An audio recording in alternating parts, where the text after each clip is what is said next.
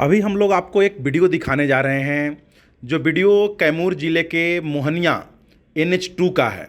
NH2 पर भीषण जाम लगा हुआ है। आप देख सकते हैं, आप लोग को भी मालूम होगा कि किस प्रकार से अभी बिहार में मैट्रिक का एग्ज़ाम चल रहा है। उस क्रम में देखिए किस प्रकार से जो लड़की है, बच्ची है, सब दौड़ते हुए एग्ज़ाम सेंटर पे जा रही है, क्योंकि चेक पोस्ट, जो मोहनिया चेक पोस्ट है, वहाँ पे भीषण जाम लगा हुआ है। आप देखिए किस प्रकार से इस वीडियो में कैसे बच्ची लोग दौड़ते हुए अपने एग्जाम सेंटर की ओर जा रही है।